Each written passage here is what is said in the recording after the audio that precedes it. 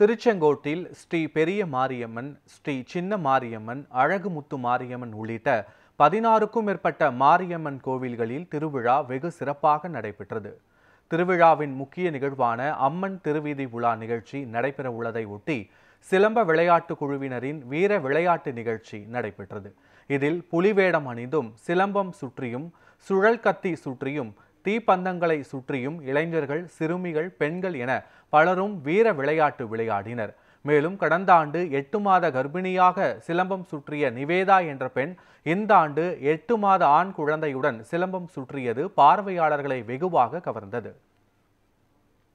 நான் நிவேதா, கோயம்புத்தூர்ல இருந்து வரேன்.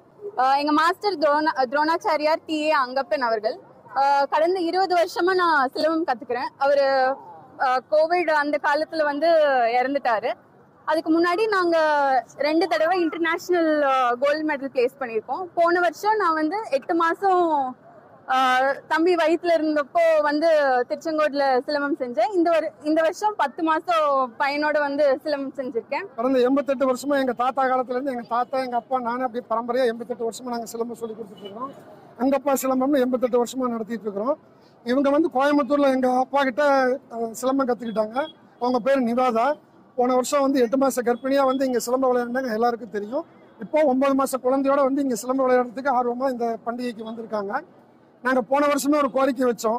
தமிழ்நாட்டை பொறுத்த வரைக்கும் எங்களுக்கு சிலம்பம் ஒரு சிலபஸா இருந்தா எங்களுக்கு இன்னும் நல்லா இருக்கும். அது எல்லாரும் இன்னும் சின்ன குழந்தையில இருந்து எல்லாருமே கத்துக்குவாங்க, ஒரு இன்ட்ரெஸ்ட் வரும். அதனால மீண்டும் மீண்டும் நான் கோரிக்கை வைக்கிறது, சிலம்பத்தை தயவு செஞ்சு ஒரு கிளாஸ்ல ஒரு சப்ஜெக்டா சிலம்பத்தை கொண்டு வரணும்னு சொல்லி நான் கோரிக்கை வச்சுக்கிறேன்.